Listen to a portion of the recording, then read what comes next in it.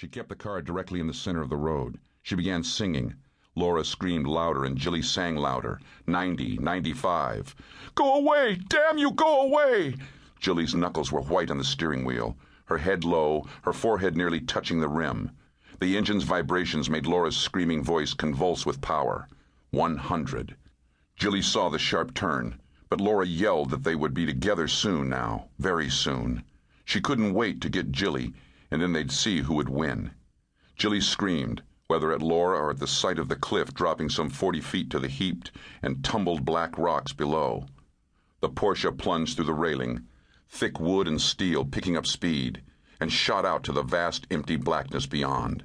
One more scream rent the silence before the Porsche sliced nose first through the still black water.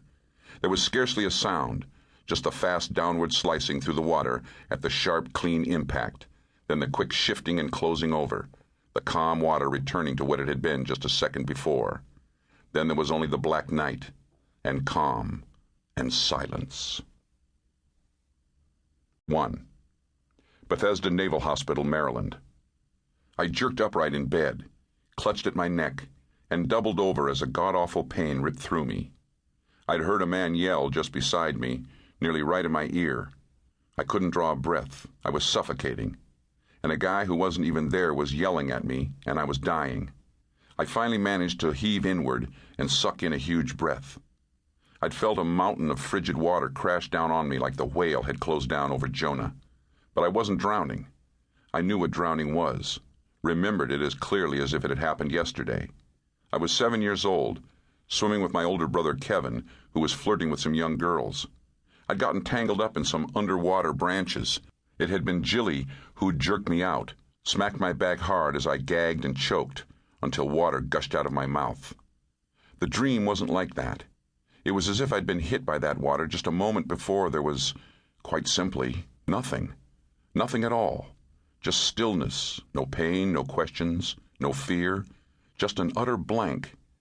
I swung my legs over the bed and stamped them hard on the ancient linoleum, savoring the sluice of pain that rumbled through my shoulder, my ribs, my collarbone, my right thigh, and other parts of me that were healing well enough so that gradually I'd drop them out of my inventory. That delicious sharp pain brought me full into my favorite hospital room, planted me firmly in the here and now, out from underwater in a nightmare that had left me being nothing at all. Still, when my feet hit the linoleum, the shock of the impact punched me back, and I nearly fell. I grabbed the bed railing at the head of the bed, took a deep breath, and looked around. My feet were still on the floor, flat on off-white linoleum that I'd come to hate in the past 2 weeks as much as those pastel green and tan walls. Leave it to the military to pick those colors. But you couldn't hate when you were dead, so I was glad there was something there to prove to me that I was alive. I'd been lucky, they told me. The blast hadn't zeroed in on my heart or my head or anything vital. It was like I'd gotten hit by a 2x4 all over.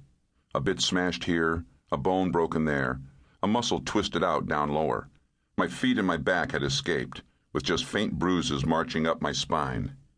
The explosion missed my groin, too, for which I was profoundly grateful. I just stood there by my bed, breathing and savoring all the air that was here, all of it mine. I looked down at my messed up bed.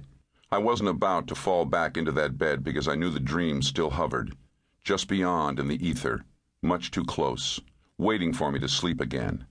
I wasn't about to. I stretched slowly and carefully.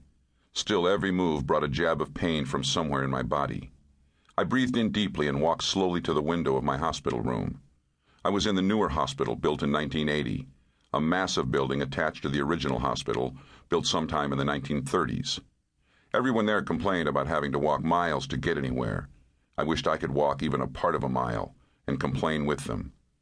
I saw a few starburst dots of light from the 5-level open parking building across the way. The parking building, as well as a half-dozen support buildings, were connected to the hospital by long corridors. I couldn't see more than a dozen parked cars from where I stood. Lights spiked up from lamps set at close intervals throughout the landscape grounds. There were lights even in among the trees. My law enforcement instincts told me there were no places for a mugger to hide. Too many lights. There hadn't been any lights at all in the dream. Just darkness. Wet darkness. I walked slowly to the small bathroom, leaned over very carefully, cupped